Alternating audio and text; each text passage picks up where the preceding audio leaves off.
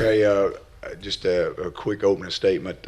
Obviously, I think the guys came back in very good shape with a very good attitude. Um, they've got a lot of want to, but we're trying to make things hard on them, make them really hard on them, and make sure that through the course of the process that they develop mental toughness and physical toughness, all in getting extreme knowledge of the game.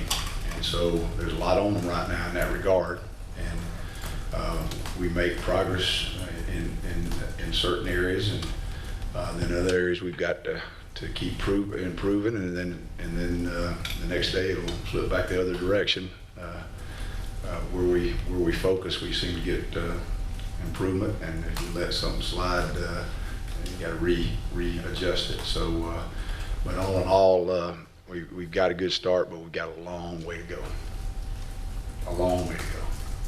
Yeah, we talked to Trey about kind of keeping things pretty similar to the defense and not having to learn a bunch.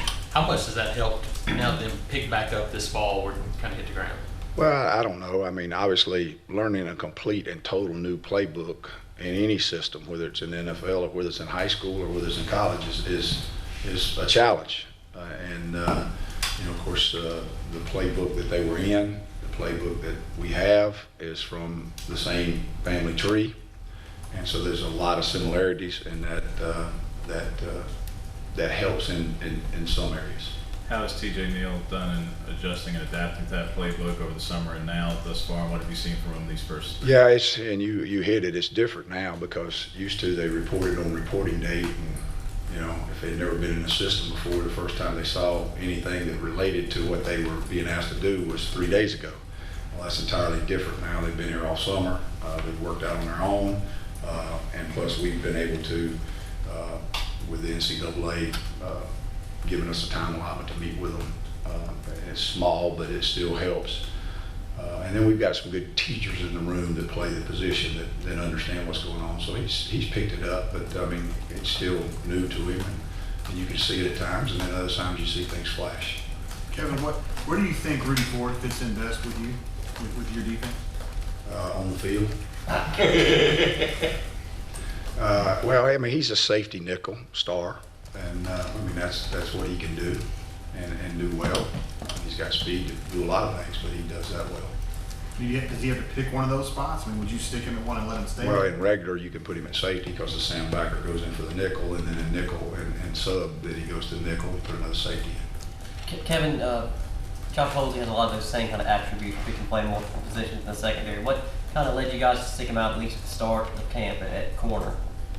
Just because of the multiplicity of who we've got back there, trying to get moving parts, so that it's hard to play with 5 guys all the time, the same 5. And so when you got guys of his maturity, he's he's got a high football IQ, and so he can play multiple positions. So he can play really safety too, but he can certainly play star and corner. Do you feel like you're really now just getting a feel for what he can do just because he was limited in the spring? Correct. I mean, until I saw him 3 days ago, it was all on video, and that's a little different.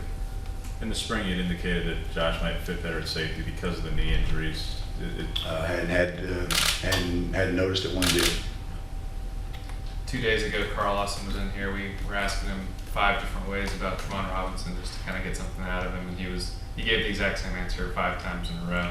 Not the first time he's been kind of short with the media, but is that just, I mean, what's his mindset been, these first few days of fall camp, and how does he kind of stay focused and kind of avoid all the distractions? Questions that he answers repetitive or on football? I don't know where you're going with that. I mean, we were asking about Javon Robinson, and he just kept saying Javon was dismissed, Javon was dismissed. He wouldn't get into anything. And what I'm asking is, what has that got to do with the question? I'm just saying, how does he stay focused and kind of avoid those distractions? And what kind of mindset has he had on the field? Well, I mean, the thing that we ask our guys to do defensively every play is, don't be a distraction. All right, be a positive influence and affect others around you in a positive way. Focus on your job, do your job that play the next play. And just that's a big focus for us, of being very focused on our job, not somebody else's job, our job, and to do that job with a mental and physical toughness and relentlessly pursue it. And we've hammered that home pretty good. A guy that's as mature as Carl picks up on it pretty quick. Has it helped you and the guys on the defensive line that Rodney Garner is a pretty consistent mainstay, especially on the coaching staff, and what he's asking his guys to do is pretty similar, you know, in the past and now, going into now? Well, I mean, there's some nuances that are different, obviously, and then there's some that are several that are very, very similar. Coach Gardner's a very, very good football coach. He makes his guys accountable, responsible, physically, mentally tough, and they play with relentless effort. Now, obviously, that's a work in progress, but he's got some old guys in that room to lead it, so that helps the process. Kevin, can you talk about your new guys that weren't here in the spring, and just an overview of them and what you guys have been doing with the young guys so far? Are you be better off to ask me specifically at this point in time, exactly who you're talking about? Well, just the guys that weren't here for spring break. Okay, and I'll forget one. Oh, And okay. then I'll forget Well, I one, mean, and I'll just in get it. general. I mean, what have you guys been doing? Yeah, in general, I mean, you know, they're fitting in good and they're learning well. I mean, they're excited about what they're trying to bring to the table, but they're a lost ball in high weeks. I mean, there's a lot on their plate. Mentally, how are those linebackers doing? And picking things up and being at the forefront now that. Well, they're quarterbacking the defense, and obviously quarterbacking anything is, can bring a lot of opinions from a lot of places, but so there's a lot of pressure is what I'm saying, and they've handled it very well. You know, particularly D and Sean and Trey. Darrell Williams is really progressing. So I mean, they're grasping things in terms of they're not busted mentally. They're not doing that. Kevin, when you basically a new staff, guys you hadn't worked with before, how much progress did you guys make just in comfort with each other during the offseason? Well, in football, I mean, you get kind of used to that. I mean, coaches come and go, and so the adjustment of that, particularly if you know somebody from the past or they've been in the same type system, it's pretty easy transition. As far as the staff personality, I mean, it's been a really good fit in terms of all of us fitting together, being on the same page, just in terms of, we work well together. That's a start. We're on the same page. And so that's big, but the rest of it is there hasn't been a lot of adjustment because Travis has been in a very familiar system. Rodney has been in twice a very familiar system. And then there is carryover. And then Wesley and I have been in the same system, so it works pretty good. Coach Malzahn has said numerous times about you that you and he think alike. Can you just talk about how that worked out? Well, I don't know what he said. I didn't hear that, so I'm gonna trust that he said that. If he did say that, I think it comes from the fact that in terms of how we go about football, in terms of what's important, in terms of in practice defensively, what he thinks is important to develop players, how he wants them developed. I think that's it. But then also, there's a as an assistant coach, the bottom line is at the end of the day, you got to please the head coach, and so that's just something that we're going to do. So maybe that's what he's talking about. Was Marshall Taylor at practice today? That's a question for the head coach. How long has he been away from the program? That's a question for the head coach. Your understanding that he was not going to return until. That's a question for the head coach. Kevin, the cornerback opposite Carlton Davis, how's that competition going? Who's sort of in the mix there? Good, because we got a little rotation going there. We got a little rotation going there in terms of moving Dean and JD, and then Hosley in that picture.